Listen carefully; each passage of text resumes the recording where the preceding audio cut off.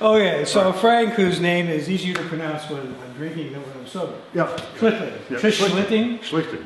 Like lightning, but with an S, right? Schlichting? Schlichting. Okay. Frank will do. Frank will do. Oh, yeah. Well, Frank has graciously allowed himself to be used by the Historical Society as the entertainment at our luncheon this year.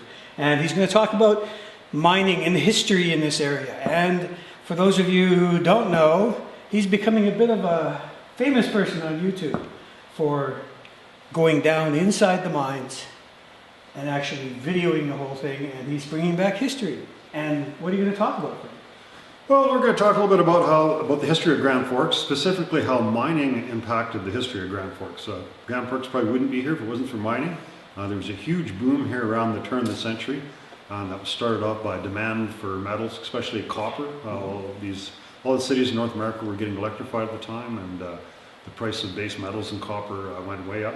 And there's some very good silver, well, more in the Kootenays, more in the silver and the gold, but in the Grand Forks areas there was 3 smelters here, one in Grand Forks, one in Greenwood, and one in Boundary.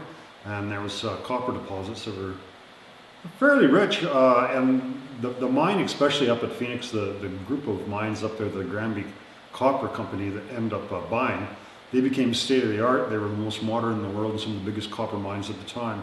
And it's just really fascinating to hear the stories about how modern and how big of an operation it actually was. At the time, they were mining about 4,500 tons of copper a day. And that's what was coming into Grand Forks. There was 2 railways going 24 hours a day, 7 days a week. And to kind of compare what 4,500 tons, that's about 150 semi-loads a day. The semi takes about 30 tons. Modern semis that we have today. So wow. That's how much ore they were bringing down. They didn't have any real mechanical machines in the mines. Basically, they built railways underneath the deposits, and they had big chutes, and they pushed the ore into these big carts like this guy here. So, and it filled... Talk to the folks while I just do a little walk around here with my camera to show them what you're in. So keep going. Yeah, so this is a very early car, and it was built in the time before they had railways into Grand Forks. So when they first started mining, there was no railways, and there was no really way to get into Grand Forks. So there was some wagon trails that they brought all that could bring in steel and pieces of stuff. So when they were building ore carts, they basically brought in some steel. The wood you see here would have been all milled in the local sawmills, and I don't know, would have been a cartwright or a blacksmith that would have built this car. And yeah, this car was used inside the mines. Probably would have been pulled by mules when it was built. And these cars are quite common. The parts are around there because they became obsolete in about 1907.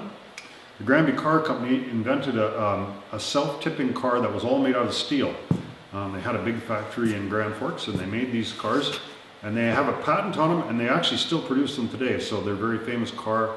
It was one of the innovations of the Granby Mining Company that they had. So there's none of those around anymore, the Granby cars, because when copper shut down in the Grand Forks area, when the smelter shut down, the trains and the cars went to Antioch, which was the next big mine they had. So they could just use it again. All the good stuff they used there. Right. This is the junk that got left behind that was obsolete. And now, where'd you find this piece of junk? Well, what this is, I found pieces of these old cars. There's about 20 of these old cars in various states of disrepair and pieces scattered around the countryside because they were just kind of pushed over banks and stuff.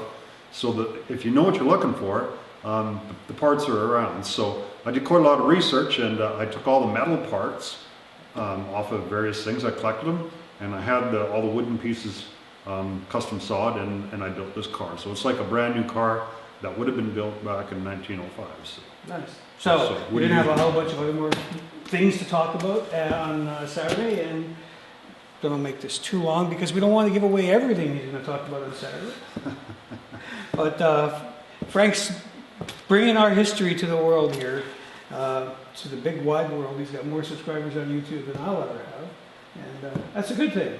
There's a tremendous amount of Americans are very, most of my subscribers are Americans. I think about over 3/4 of them, but I have them from all over the world. But Americans are very keen on their mining history, and they have a lot of places where tourists can come and go and see old mines, and they collect these these kinds of things, and they're very keen on it. So we could probably learn a little bit from them.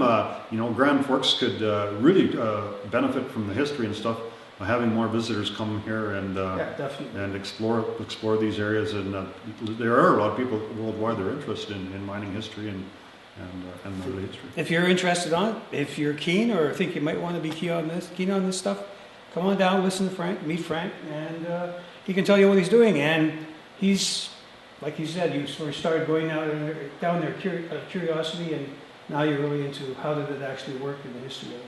Yeah, you know, when I first flew over with my airplane, I could see all these holes and it just looked like Swiss cheese up at Phoenix there. And I think, holy geez, you know, it's quite impressive from the air. But when you get in there, I spent a month in there last year, and I didn't get to see everything. Then I went back this year for a couple more weeks. So I mean, and we keep finding more stuff. It's really impressive how extensive it is. There's hundreds of mines in this area, but there's nothing that compares to just how large of an operation and how big of a deal that was. Well, thank you, Frank. Okay. We'll see you on Saturday, on the 18th of February at noon at the Senior Center in Grand Forks. For the Boundary Historical Society, I'm Les.